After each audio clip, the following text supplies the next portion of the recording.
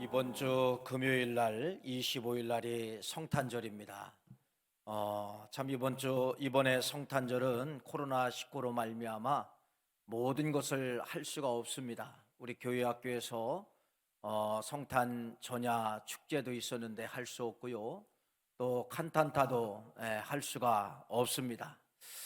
코로나19라는 것을 통하여서 이제 우리가 모든 성탄절 행사는 할 수가 없지만은 좀 한번 조용한 성탄절, 경건한 성탄절이 될 수 있도록 나와 성탄, 여러분 성탄이라고 하는 이 단어를 한번 깊이 묵상했으면 좋겠습니다.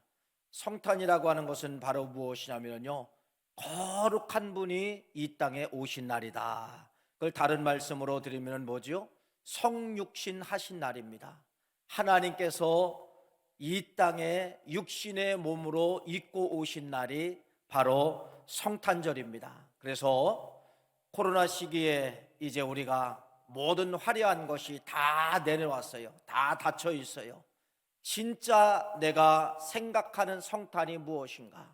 하나님의 그 거룩한 성탄 이 땅에 내려오시는데 나와 성탄은 어떤 관계가 있는가? 여러분 이렇게 생각하면서 경건하시고 조용한 성탄절, 나와 관계가 어떤 것이 있는가를 묵상하시는 우리 모두가 되시기를 간절히 축원하며, 이번 성탄절을 통하여서 우리의 신앙이 지금까지 하던 습관이 있고 생각이 있는데 한번 이런 모든 것이 턴포인트, 돌아서는 그러한 기점이 됐으면 좋겠다는 것입니다. 여러분 지금 여러분들의 이 신앙생활하고 있는 이 모습을 예수님께서 물어보신다고 하면은, 예수님께서 사랑하는 딸아, 사랑하는 아들아, 네가 지금 너의 신앙생활 속에 만족하고 있느냐, 이렇게 여러분 예수님께서 우리에게 직접 물어보신다고 하면은 여러분 뭐라고 대답하겠습니까? 많은 사람들이 예, 저는 신앙생활에 만족하고 있습니다,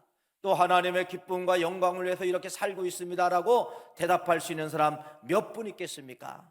예수님께서 직접 그렇게 물어보신다고 하면 많은 사람들이 아닙니다, 죄송합니다, 제가 그렇게 살지 못해서 죄송합니다, 많은 분들이 이 대답을 선택을 할 것입니다. 괜찮습니다. 여러분이 어떻게 살았는가가 중요한 것이 아니라 오늘 이 시점을 통하여서 여러분의 생각이 변하고 내가 돌아선다고 하면은 주님은 과거의 그런 잘못된 모습을 주님이 보시고서 책망하는 것이 아니라 오늘 새롭게 붙잡고 있는 생각을 붙잡고 우리 주님은 더욱더 기뻐하신다는 사실을 여러분들이 꼭 기억하여 주시고, 오늘 이 말씀을 통하여 주제가 바로 무엇이냐, 돌아서는 거예요. 턴포인트예요. 오늘 이 주제에 대해서 성탄과 턴포인트, 성탄을 통하여 내 생각이 바꿔지고 성탄을 통하여 내 생각이 바꿔진다고 하면 주님이 더 기뻐하는 그러한 모습으로 우리를 반겨주신다는 사실을 믿으시기를 간절히 축원합니다. 여러분 하나님께서 우리 인생들을 향하여서 포인트가 있었습니다. 하나님께서 우리 인생들에 대해서, 우리 인생들은 태어나면서부터 다 죄인이죠. 여러분 이 죄인이라고 하는 것이 잘 믿어지지를 않아요. 그런데 과학적으로 이제 증명됐습니다. 그것이 바로 뭐냐면요, 인생은 몸속에 뭐가 들어있냐면 유전인자가 들어있는 것을, 이것을 과학자들이 발견했어요. 그것을 가리켜 뭐라고 하냐면 DNA라고 합니다. DNA. 그래서 이 DNA라고 하는 것은 인간들이 가지고 있는, 각자의 사람들이 갖고 있는 다 유전인자예요. 이 DNA가 여러분들을 짐승으로 만들지 아니하고, 여러분들을 여러분 바다에 있는 그러한 고기로 만들지 아니하고, 기어다니는 생물체로 만들지 아니하고, 여러분에게 고귀한 DNA가 있기 때문에 이 DNA가 뭘로 만들었냐 하면요, 사람으로 만들었다는 사실입니다. 그래서 이 인간에게는, 사람에게는 누구나 다 유전인자 DNA가 있어요. 이 DNA를 통하여서 외모가 만들어지고 성격이 만들어지고 재능이 만들어지고 모든 것이 DNA를 통하여서 각자 다른 사람들이 형성되게 만든다는 그러한 말씀입니다. 눈에 보여요, 안 보여요? DNA가 있지만은 안 보여요. 이게 과학자들이 발견한 것입니다. 맞습니다. 여러분 우리가 죄가 있어요. 죄가 있는데 이것이 여러분 어떻게 증명이 됩니까? 그런데 DNA가 있듯이 우리 인간에게는 태어날 때부터 그 영적 DNA, 죄에 대한 DNA를 가지고 태어나게 되는데, 그것이 바로 무엇이냐면 여러분, 원죄입니다. 원죄. 그래서 이 원죄는 창세기 3장에 시작이 된 거예요. 창세기 3장에 아담과 하와의 불순종으로 시작됐다고 하는 것을 말씀을 드리는데, 그래서 이 창세기 3장에 시작된 아담과 하와의 하나님을 향하여 이 불순종한 이 죄가 원죄가 되어서 모든 사람에게 지울 수 없는 그러한 원죄를 가지고 누구나 다 태어나게 된다는 것입니다. 많은 사람들이 그렇게 이야기하죠. 금방 태어난 아기가 여러분 지옥 갈 수 있을까요? 안 갈 수 있을까요? 물어본다고 어떻게 저렇게 선한 사람이 지옥 갑니까? 바로 태어난 아이가 무슨 죄가 있다고 지옥을 갑니까? 그런데 성경은 매정합니다. 여러분, 인간은 원죄가 있기 때문에 바로 태어난 아이도 지옥 갈 수밖에 없다는 것을 그렇게 말씀을 하고 있어요. 그래서 성경은 이렇게 말을 합니다. 인간은 원죄가 있다. 원죄에 대한 DNA가 있다. 그것이 로마서 3장 23절 말씀해 보니까 모든 사람이 죄를 범하였음에, 로마서 3장 23절 말씀은 원죄에 대해서 말합니다. 죄에 대한 DNA에서 말합니다. 모든 사람은 다 죄인이라는 겁니다. 모든 사람은 다 죄의 유전인 자를 가지고 태어났다고 말씀하고 있어요. 그러면서 뭐라고 합니까? 그런 죄에 대한 유전인자를 가지고 있고, 그런 유전인자를 가지고 태어난 사람들은 다 모아야 되느냐? 로마서 6장 23절 말씀해 보니까 죄의 삭은 사망이요, 다 죽어야 된다는 거예요. 여러분, 이게 인생입니다. 인생은 원죄가 있기 때문에 누구나 다 죽어야 된다는 것이, 이것이 성경에 그렇게 기록되어져 있다는 것이죠. 컴퓨터를 쓰시다 보면은 여러분, 컴퓨터가 잘 안 될 때가 있어요. 어떤 때는 내 자료가 하루아침에 싹 없어질 때가 있습니다. 뭐 때문에 그렇지요? 바이러스라는 거. 보이지 않지만은 컴퓨터 안에도 뭐가 발생이 되면 바이러스가 만들어져서 내 컴퓨터를 망가뜨리게 만들고, 자료들을 못 찾게 만들고, 없어지게 만들고, 이러한 경향을 여러분들이 많이 경험을 했을 거예요. 그러면 뭐를 깝니까? 백신을 깔죠. 백신. 바이러스를 잡는 백신을 깔면은 다시 어떤 때는 원상복구가 되는 그러한 경우가 있을 수가 있다는 것입니다. 맞습니다. 우리 인간들도 죽어야 되고 죄가 있기 때문에 우리는 영원히 지옥 갈 수밖에 없는 그러한 인생이지만, 우리 인생들에게도 하나님이 만들어주신 백신이 있다는 거예요. 이 백신이 바로 무엇이냐면 구약적인 방법과 신약적인 방법이 있다는 겁니다. 구약적인 방법은 여러분 뭐를 통하여서 인간이 구원을 받게 되냐면요, 율법을 지킬 때와, 또 두 번째, 누구든지 여러분 피의 제사를 드리는 사람들은 구약시대에 그렇게 구원을 받게 되어 있어요. 그래서 이 율법을 지키고 죄의 피의 제사를 드리는 사람은 어떤 죄가 있든지 하나님께서 구원해 주시는 방법을 구약시대는 그렇게 피를 통하여서 구원받는 그러한 역사가 있었다는 것입니다. 그런데 신약의 방법은 좀 다르지요. 신약의 방법은 여러분, 예수님께서 이 땅에 보내주심으로 말미암아 누구든지 예수 그리스도를 믿기만 하면 여러분들이 구약시대 짐승을 잡아드리는 것이 아니에요. 누구든지 그 예수를 믿기만 하면, 내 죄를 위해서 다 그분이 짊어지셨다 믿기만 하면 구원을 얻는 방법, 신약적인 방법과 구약적인 방법이 있었다는 것입니다. 근데 여러분, 율법에 한계가 있어요. 율법은 여러분, 많은 사람들이 율법을 지켜야 됩니다. 제사를 드려야 구원을 받습니다. 그런데 많은 사람들이 이제는 그 율법을 지키지 못하는 것이에요. 많은 사람들이 다 죽게 되었습니다. 율법의 한계입니다. 하나님의 계획이 있습니다. 하나님의 계획은 율법을 지키지 못해서 이 세상에 있는 사람들을 심판을 할까, 아니면은 이 세상 사람들을 구원을 할까? 여러분, 하나님의 위대한 턴포인트가 시작이 되게 되는데, 그것은 바로 뭐냐면, 하나님은 죽임 심판을 선택을 한 것이 아니라 하나님은 뭐를 선택합니까? 생명을 선택을 하게 되었다는 겁니다. 그 생명을 바로 무엇입니까? 이 세상 사람들을 모두 살리고 했다는 하나님의 생명을 선택하게 되는데, 그 생명을 선택하는 방법 속에서 많은 선지자를 통하여서 하나님이 알려주시는 것이에요. 그래서 여러분, 미가서 2장 5절 말씀에 보면은, 5장 2절 말씀에 보면은 이러한 말씀이 있습니다. 우리 한번 화면에 나옵니다. 여러분 한번 같이 한번 읽어볼까요? 미가서 5장 2절 말씀. 베들레헴 에브라다야, 너는 유다 족속 중에 작을지라도 이스라엘을 다스리는 자가 네게서 네게로 나올 것이라. 그의 근본은 상고에 영원히 있느니라. 하나님의 새로운 방법을 알려주는 거예요. 하나님의 턴포인트 생각을 말씀해 주는 거예요. 하나님은 이 세상을 심판하는 것을 하나님이 선택한 것이 아니라 하나님은 이 세상을 생명을 선택을 하게 되었는데, 그 생명의 선택이 바로 무엇이냐면요, 미가라는 선지자를 통하여 예수님이 오시기 전에 700년 전 사람입니다. 여러분, 약 1000년 전 사람이에요. 1000년 이후에 일어날 그 상황에 대해서 말씀을 하고 있는데 이렇게 말씀합니다. 앞으로 700년 이후에 그 베들레헴 땅에서 구원주 메시아가 나올 것이라고 미가라는 선지자가 미가서 5장 2절 말씀에, 여러분 700년 후에 어디에서, 베들레헴 땅에서, 우리는 성경에 늘 접해져 있고 쓰여져 있기 때문에 이게 큰 기적이고 감동적으로 보이지 않지요. 여러분, 성지순례를 가보셨습니까? 베들레헴이라는 지역은 이스라엘 나라 안에서도 조그만 마을이에요. 조그만 마을.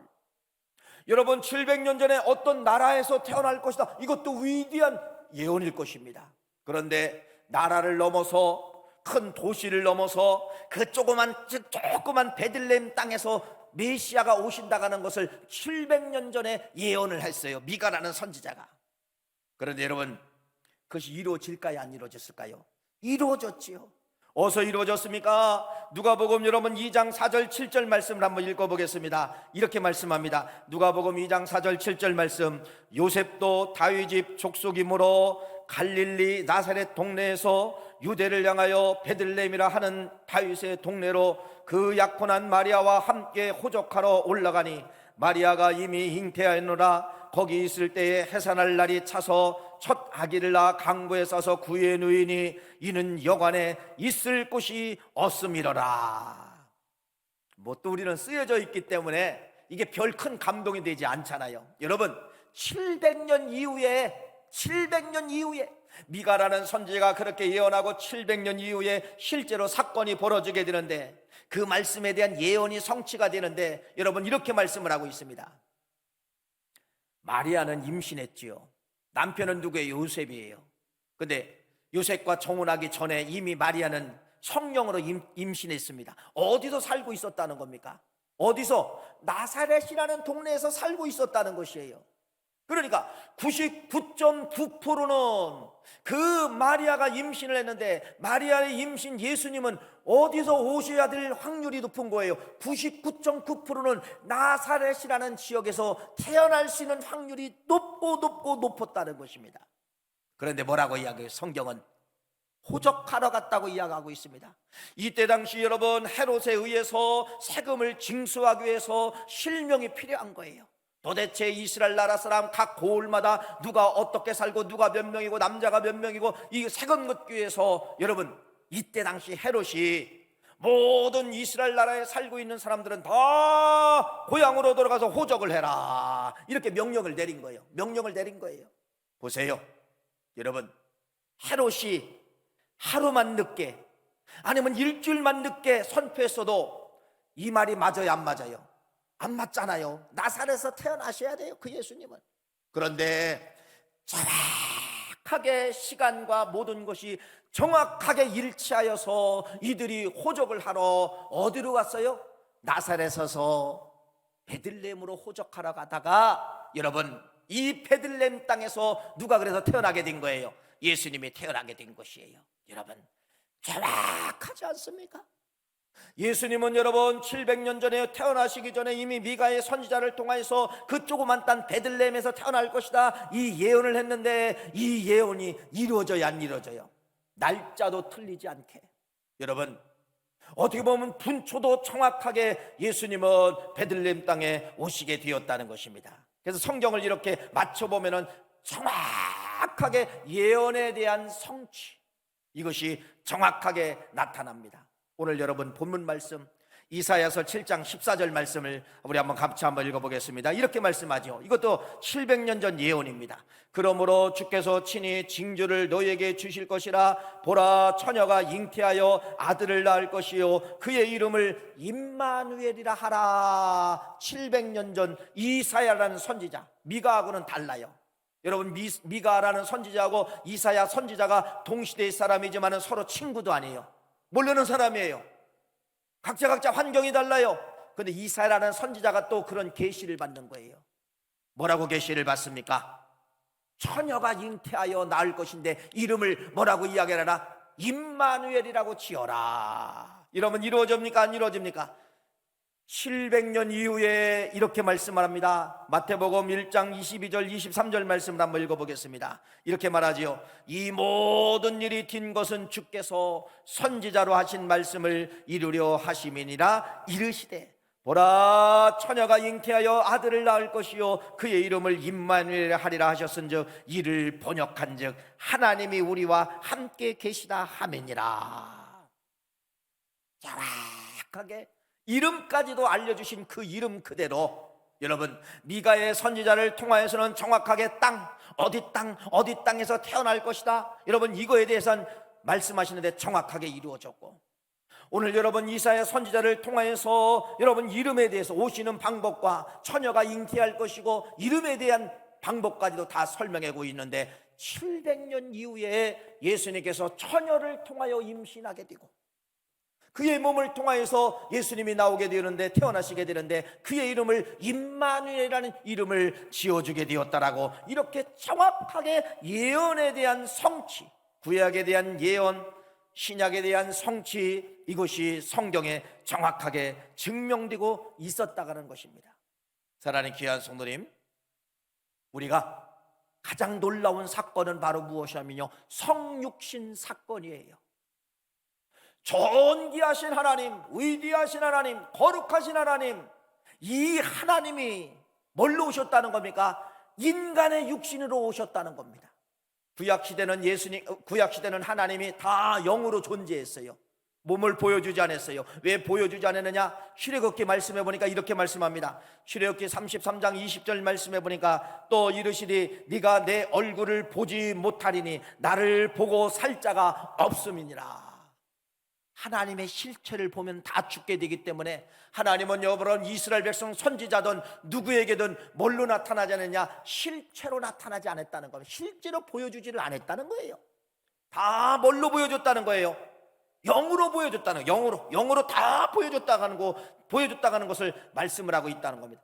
그러니까 이 구약 시대는 하나님을 직접 볼 수가 있어요, 없어요? 하나님이 안 보여줬어요. 볼 수가 없어요. 또 혹시나 보면은 뭐하게 되어 있어요? 죽는다, 이렇게 말씀을 하고 있다는 것입니다. 그런데 요한복음 1장 14절 말씀에 보면은 여러분 다시 한번 읽어보겠습니다. 요한복음 1장 14절 말씀 이렇게 말씀합니다. 시작. 말씀이 육신이 되어 우리 가운데 거하심에 우리가 그의 영광을 보니 아버지의 독생자의 영광이요 은혜와 진리가 충만하더라. 늘 들은 말씀이니까 이게 우리에게는 기적이 아니죠. 여러분, 이 말씀은 엄청난 기적적인 말씀이에요. 구약을 진심으로 아는 사람들에게는요, 구약시대에 살던 사람들에게는요, 이 말씀이 그들에게 주었다 하면은요, 놀라운 말씀일 것입니다. 뭐라고 말씀하고 있어요? 그 말씀이, 그 하나님이 육신으로 오셨다고 말씀하고 있어요. 이걸 가리켜서 뭐라고 이야기합니까? 성육신이라고 이야기하는 거예요. 성육신. 거룩하신 분이, 존귀하신 분이 육신으로 오셨다. 눈으로 볼 수 없는 하나님이 눈으로 볼 수 있는 하나님으로 내려오셨다는 것입니다. 사람처럼 여러분 만질 수가 있어요. 사람처럼 악수할 수가 있어요. 같이 밥을 먹을 수가 있어요. 이런 하나님으로 오신 분이 누구냐면요, 예수예요. 그래서 하나님과 예수는 똑같은 말인데, 하나님은 영으로 보여주시는 하나님, 예수는 육으로 오신 예수님, 육으로 만질 수 있는 예수님, 같이 함께 할 수 있는 예수님, 말을 걸 수 있는 예수님, 나에게 말씀하시는 예수님. 그래서 육신의 예수는 바로 무엇이냐면 여러분, 육을 갖고 오신 분을 가리켜서 예수라고 하고, 영으로 존재하는 분을 그래서 우리는 하나님이라고 부를 수가 있다가는 그러한 말씀입니다. 성육신, 신이신 하나님께서 인간의 몸을 가지고 오신 것이 바로 뭐냐면요, 성육신이에요. 성육신. 사람의 언어로 이야기합니다. 그래서 하나님의 뜻과 하나님의 요구와 하나님의 성품과 모든 것을 그 성육신 되신 예수님께서 우리들과 만나주시고 제자들과 만나주시고 그러한 사건이 복음서에 잘 기록되어져 있어요. 성탄절이 뭡니까? 성탄절은 위대한 하나님의 턴포인트예요. 계획이 바꿔진 날이에요. 죽일까 살릴까를 선택하신 날이 바로 무엇이냐면요, 성탄절이라는 사실입니다. 그래서 이 성탄절은 영으로 계신 그분이 육으로 오셔서 이 땅에 제자들과 함께 하시고 부활한 십자가의 사건을 통하여 이제 부활하시고 승천하시는 그러한 모든 모습이 복음서에 잘 기록되어 있다는 사실을 말씀을 드립니다. 그래서 하나님의 턴포인트, 성육신, 성탄을 통하여서 이 세상이 달라진 거예요. 어떻게 달라졌습니까? 아마 성육신 사건이 없었다 하면요, 오늘도 우리는 율법을 지켜야 되고 율법을 믿어야 되고 율법을 통하여서 피의 제사를 드려야만이 구원을 받았을 수 있을 것입니다. 그런데 성육신 하신 예수님이 계시기 때문에 그러한 방법을 쓰지 않아도 누구만 하면은, 믿기만 하면은, 예수 그리스도를 믿기만 하면은 구원을 얻는 길이, 그래서 성탄절을 통하여서 그 길이 활짝 열려졌다가는 그러한 사실이에요. 여러분, 그래서 이 성탄절은 하나님의 위대한 턴포인트예요. 성탄절은 여러분 하나님의 위대한 턴포인트를 통하여 우리에게 뭐를 주신 날이냐? 생명을 주신 날이다, 이렇게 말씀을 합니다. 그래서 첫 번째는 그래요. 하나님의 위대한 턴포인트를 통하여서 우리는 뭐를 받았다? 생명을 받았다. 생명을 받았다, 이렇게 여러분들에게 말씀을 드릴 수가 있습니다. 여러분, 바울이라는 인생이 있잖아요. 사도행전을 기록한 이 바울의 인생을 살펴보세요. 바울의 인생이 그전에는 여러분 바울이 아니었잖아요. 사울. 그래서 이 사울 때는 사람이 얼마나 독했는가를 성경에 몇 구절에 기록되어져 있어요. 여러분, 유대인이면서 이 사울이, 하나님을 알면서 이 사울이, 율법주의자면서 이 사울이, 왜 사울이 그렇게 독했을까? 그렇게 잔인했을까? 그것은 여러분, 사울이라는 인생이 하나님을 알았는데, 율법을 통하여 하나님을 알았는데 그 하나님을 아는 과정이 잘못됐다는 겁니다. 그것이 바로 무엇이냐면요, 저주의 사상이에요. 저주의 사상. 율법을 통하여서 이 사울이라는 사람은요, 저주의 사상이 이 생각 속에 들어와가지고 떠나지를 않게 된 거예요. 그것이 여러분 성경 말씀에 기록되어져 있어요. 어디에 기록되느냐? 신명기 21장 22절 23절 말씀에 기록되어져 있어요. 우리 한번 신명기 21장 22절 23절 우리 한번 화면에 나옵니다. 같이 한번 읽어봅시다. 사람이 만일 죽을 죄를 범함으로 네가 그를 죽여 나무 위에 달거든 그 시체를 나무 위에 밤새도록 두지 말고 그날에 장사하여 네 하나님 여호와께서 네게 기업으로 주시는 땅을 더럽히지 말라. 나무에 달린 자는 하나님께 저주를 받았음이니라. 여러분, 신명기 21장 말씀에 정확하게 그 끝절 말씀에 그렇게, 나무에 달린 사람들은 어떠한 죄가 있던지 어쨌든 나무에 달린 사람들은 다 하나님의 저주를 받아서 나무에 달렸다. 이것이 여러분 저주의 사상이에요. 나무에 달린 사람, 십자가에 달려 죽는 사람들은 다 저주받은 사람이다. 하나님이 그 사람들을 다 저주한 것이다. 이것이 바울의 저주의 사상이에요. 다시 말씀을 드립니다. 바울 되기 전 사울 때 유대주의자잖아요. 이때 성경을 안 사람이에요. 성경을 통달한 사람이에요. 어떤 걸 성경을 가지고 있었느냐? 저주의 사상.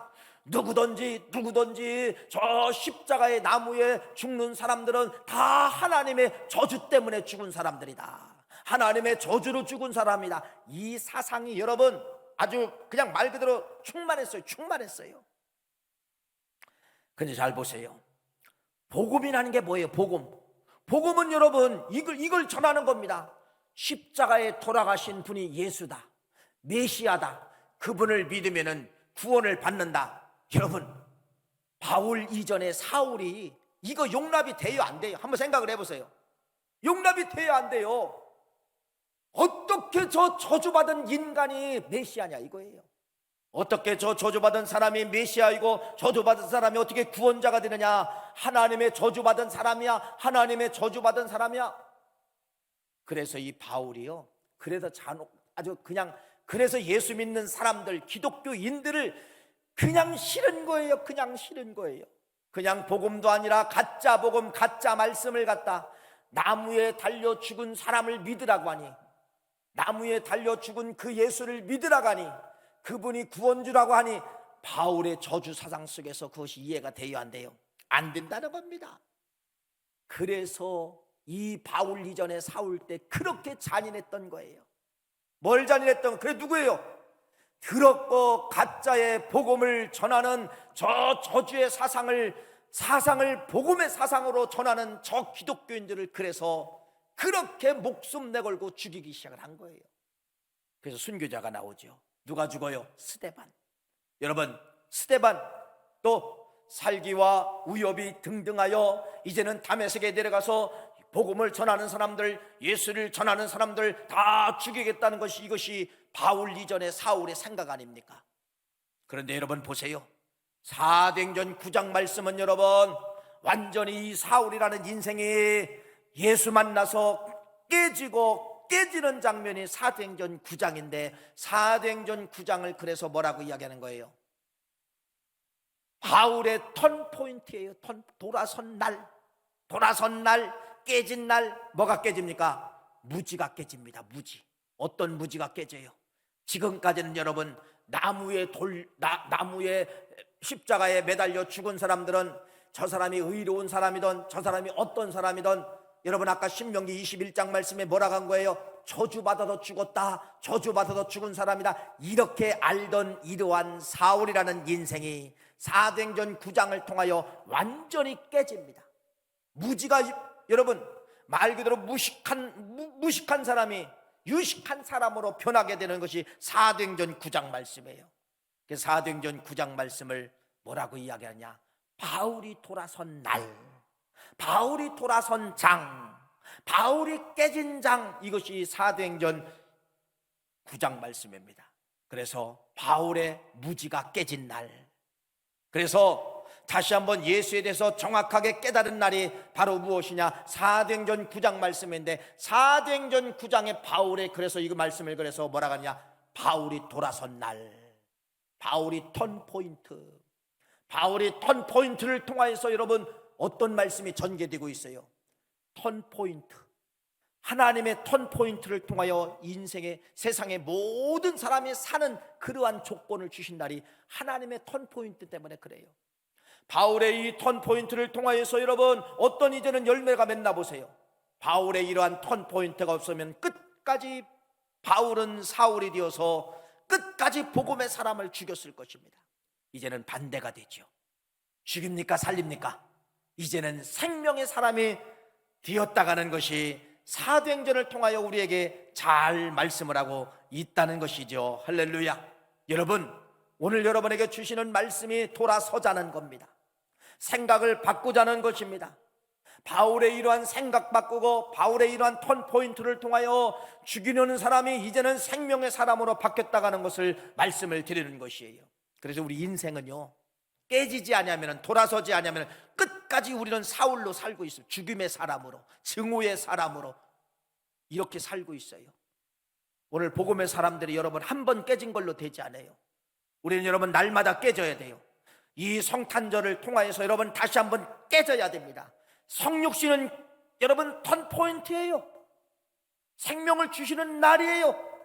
여러분 성탄절을 통하여서 여러분 깨지십시오. 깨져야 죽음의 사람이, 죽이는 사람이 살리는 사람으로 바뀌고, 죽이려고 하는 사람이 살리는 그러한 사람으로 바뀐다는 사실을 바울을 통하여서 우리에게 잘 말씀을 하고 있다는 것입니다. 그래서 여러분 두 단어를 여러분에게 먼저 말씀을 드렸죠. 오늘 주제가 턴포인트입니다. 기점, 돌아서는 기점. 하나님이 율법 아래 있는 모든 사람들이 율법을 지키지 아니함으로 말미암아 다 죽어야 되는데, 여러분 심판해야 되는데, 하나님의 턴포인트, 기점 살려야 되겠다. 메시아를 내보내 살려야 되겠다. 아들을 내보내서 살려야 되겠다. 이것이 여러분 성탄절이라고 말씀을 드렸잖아요. 그래서 하나님의 턴포인트를 통하여 이 세상은 생명이라는 단어가 시작이 되게 되었습니다. 두 번째 말씀을 드렸잖아요. 누구예요? 바울의 인생입니다. 사울 이전에는 여러분 저주의 사상이 쪄들어가지고 누구든지 십자가에 달려 죽은 사람은 저주받은 사람이다, 하나님의 저주받은 사람이다, 이 사상이 끝까지 가지고 계시는데 사도행전 9장에서 깨진 거예요. 여러분 턴포인트 됐어요. 이제는 여러분 복음을 전하는 사람들 도와주고 자기가 복음을 전하는 사람이 되었고 1차, 2차, 3차, 4차 전도 여행을 하는 이러한 바울이라는 인생으로 바꿔진 것이 바로 뭐냐? 턴포인트라는 것입니다. 이걸 통하여서 죽음에서 생명으로 전하는 그러한 사람이 되었다는 것이 바울이라는 인생을 통하여 우리에게 잘 말씀을 하고 있어요. 성경에 보면 또 한 사람의 돌아선 사람이 있습니다. 턴포인트 된 사람이 있습니다. 그게 누구냐면 여러분 삭개오라는 사람이에요. 삭개오 잘 아시잖아요. 삭개오라는 이 이름은 참 좋은 이름이에요. 순수한 사람이다, 의로운 사람이다, 정직한 사람이다. 이것이 여러분 삭개오라는 이름이에요. 그런데 이 삭개오는 여러분 컴플렉스가 있었습니다. 성경에 보니까 이 누가복음 19장 말씀에 보니까 뭐라고 해요? 삭개오는 키가 작은 사람이다. 여러분 그냥 키가 작은 사람이라고 이렇게 한 단어 써 있지만은 얼마나 많은 사람들 앞에 조롱을 받았을까를 상상을 해보는 거예요. 키 작다고 조롱을 받았을 것입니다. 뭔가 신체적인 약점이 있다고 이렇게 조롱을 받았을 것입니다. 저 키 작은 놈이 뭐해? 키 작은 놈이 늘 열등감에 빠지도록 만들어 놓았을 것이에요. 왜 그러냐면 이렇게 상상할 수가 있어요. 그런 컴플렉스가 있었기 때문에 여러분 나중에 공직사에 들어갑니다. 세리장이 됩니다. 세무원이 됩니다. 여러분 얼마나 악독하게 돈을 걷어들이는가를 간접적으로 누가복음 19장 삭개오를 통하여 말씀하고 있잖아요. 그것은 바로 뭐예요? 삭개오는 어려서부터 받은 상처, 컴플렉스가 있었기 때문에 이 컴플렉스를 이기기 위해서 자기를 무시한 사람들, 자기를 괄시한 사람들, 이 사람들을 찾아가면서 더 법을 대면서 더 수많은 착취하면서 세금을 포탈도 하고 착취도 하고 여러분 이러한 사람들을 잡으면서 그 사람들에게 강한 세금을 물리지 않았나 이렇게 생각을 하는 것이에요. 부자가 됐죠. 우리는 일제시대와 6.25 시대를 다 경험을 했습니다. 여러분 일제시대 6.25 시대에 일제시대는 실제로 외놈 일본 사람이 독한 사람도 있었지만은 여러분 누구 때문에 그랬냐면 여러분 말 그대로 완장 같은 조선 사람인데 이 사람들에게 소외된 사람들에게 완장을 주는 거예요. 여러분 소외된 사람에게 완장을 준 거예요. 아시잖아요. 어떻게 할까요? 반대가 됩니다. 반대가 완전히 자기를 누른 사람을 여러분 그 완장의 힘에 의해서 호루라기 하나에 의해서 완전히 잡아다 죽이는 것이 이게 완장의 힘이에요. 6.25 때 여러분 공산당 빨갱이가 무섭지만은 누가 더 무서우냐? 이 완장 찬 사람들이 더 무서운 거예요. 왜 그래요? 이게 다 컴플렉스 문화 때문에 그렇다는 것입니다. 삭개오라는 인생도 마찬가지예요. 이러한 자기의 컴플렉스가 있어서 여러분 부자는 됐어요. 부자는 되는데 만족이 있어요, 없어요? 성경에 보니까 만족이 없어요.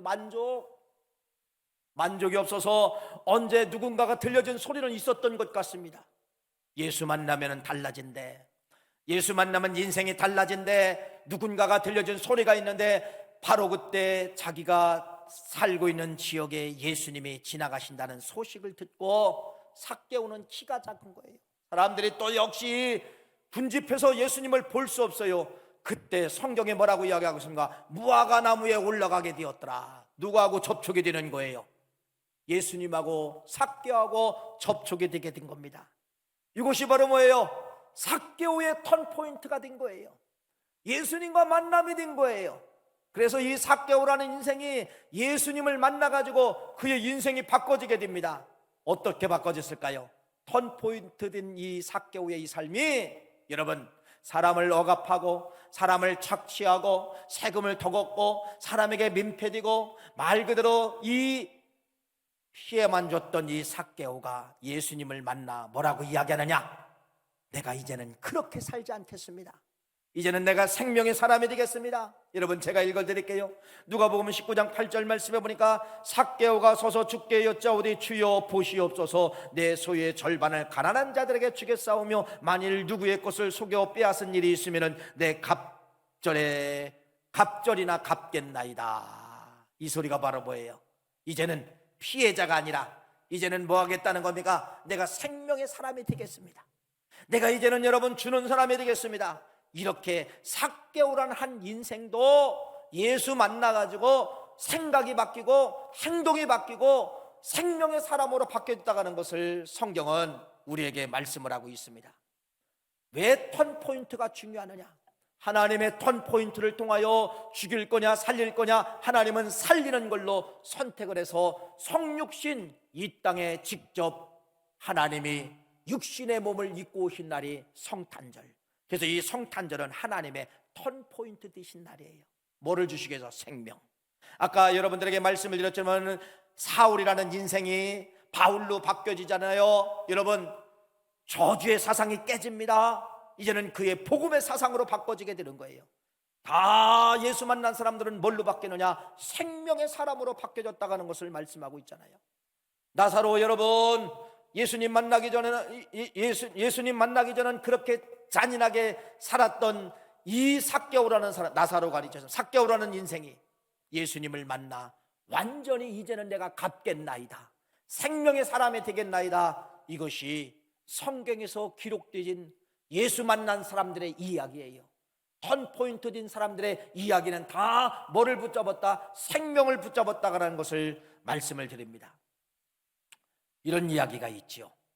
아프리카에 신발 장수를 보냈는데, 여러분, 한 사람은 긍정적인 이야기를 나누고 가지고 오게 되고 한 사람은 부정적인 보고를 하게 된다는 것을 아마 여러분들이 다 그 이야기를 알게 될 것입니다. 어느 신발 회사에서 아프리카에 두 사람을 보냈는데 보고가 들어온 거예요. 이야, 이 아프리카 땅은요 신발 신는 사람이 거의 없습니다. 아마 여기다가 우리가 이 신발 공장을 짓고 하면은 대박 날 것입니다. 그랬더니 어떤 한 사람은 뭐라고 얘기해요? 안 된다는 거예요. 저 사람들은 신발을 신지 않습니다. 그렇게 보고가 들어왔다는 것입니다. 여러분, 맞아요, 틀려요? 이 사람도 말도 맞고 저 사람 말도 맞습니다. 아프리카는 신발을 신을까요? 안 신는 것도 맞고 신는 것도 많아요. 아프리카는 여러분 신발이 우리처럼 필수품이 아니라 아프리카는 여러분 사치품이에요. 사치품이기 때문에 관세가 신발에 대해서 무지무지 높다는 것입니다. 그러니까 될까요, 안 될까요? 안 된다는 겁니다. 안 된다는 거예요. 여러분, 될까요, 안 될까요? 우리는 이 사상에서, 생각에서 머무를 때가 있다는 것입니다. 그런데 칼 뮬러라고 하는 사람이 있어요. 스위스 사람이에요. 우리 한국에서 약 45년 정도, 50년 정도 지금 살고 계신 분이에요. 70년대 한국에 와서 한국이 좋다고 해가지고 한국 사람 만나가지고 여러분 살고 있는 분이 생각의 발상을 바꿔버린 거예요. 뭐라고 바꿨을까요? 예, 아프리카 땅에 신발을 파느냐 안 파느냐 이 생각에 많은 사람들이 갖고 계시는데, 이 칼 뮬러라고 하는 사람은 여러분 만드는 것을 창안하게 되었다는 겁니다. 왜 마사이족 사람들은 맨발로 다니는데 허리에도 통증이 없고 무릎에도 통증이 없고 관절염도 없고 류마티스도 없고, 왜 도대체 이 아프리카에 있는 저 마사이족 사람들은 맨발로 수십 킬로씩 다니는데 그런 지병이 없느냐, 이걸 연구를 하게 된 것이, 하나님이 태초에 만드신 발걸음이구나, 이걸 창안하게 된 거예요. 그래서 신발 때문에 지금 여러분 현대 문명은 여러분 신발 때문에 다 무릎에 관절이 오고 허리가 아프고 디스크가 오고 이 신발 때문에 그렇다는 것을 창안하게 된 거예요. 그래서 여러분들이 한국에서 뭐를 만들게 되느냐, 그 마사이 워킹화, 여러분 아마 여러분들이 단어만 들어도 아실 거예요. 마사이 워킹화라는 그 신발을 만들어서 전 세계에 수출하고 대박을 터진 사람이 칼 뮬러라고 하는 사람이에요. 뭐를 바꾼 거예요? 생각 하나를 바꾸게 되었다는 것입니다. 차라리 귀한 성도님, 오늘 여러분의 마지막 결론의 말씀을 드립니다. 턴포인트, 턴포인트 된 사람들은 반드시 생명의 열매를 맺게 되었다는 것이죠. 여러분, 삭개오로 살고 싶습니까? 삭개오 전으로 살고 싶습니까? 여러분, 돈을 벌어도 만족이 없습니다. 여러분, 이건 삭개오 전이에요. 내가 뭐든 가진 것 가지고 있고 누리고 있는데 내가 만족이 없다라고 하면 여러분, 지금 여러분들은 삭개오의 전의 삶을 지금 살고 있다는 것입니다. 이 성탄절은 바로 뭐냐? 이러한 삭개오의 삶이 깨진 것처럼 여러분, 성탄절을 통하여 여러분들이 다시 한번 생각의 턴포인트, 여러분들이 예수를 진정으로 다시 한번 만나서 턴포인트가 되시기를 간절히 바라며, 이제는 턴포인트 된 사람들은 바로 뭐예요? 나를 위해서 싸우려고 하는 것이 아니라 그 나라와 그의 의를 위해서 구한다는 겁니다. 그것이 바로 뭐예요? 생명을 위해서 투자한다, 이렇게 말씀을 드릴 수가 있습니다. 오늘 말씀에 그래서 결론은 여러분, 그냥 살아가지 마시고 성탄절을 통하여서 내 생각의 턴포인트, 내가 이렇게 살면 안 되지, 내가 지금까지 이렇게 살면 안 되지, 앞으로는 이렇게 살겠다라는 그런 생각의 턴포인트 전환점이 된다고 하면은 여러분들도 삭개오가 고백한 것처럼 내 소유의 절반을 가난한 사람들에게 주며 뺏은 사람들에게 내가 갑절로 갚겠습니다라는 이러한 위대한 고백이 나올 수가 있다는 것입니다. 이번 성탄절을 통하여서 조용히 한번 묵상을 해보세요. 지금까지 살았던 삶이 삭개오의 전의 삶이라고 하면은 이제는 완전히 성탄절을 통하여 조그만 생각 하나도 깨져서 생명의 소리를 내고 생명의 삶을 살 수 있는 우리 9월 가족 모두가 됐으면 좋겠습니다. 꼭 그렇게 되시기를 간절히 바랍니다. 기도하시겠어요? 하나님,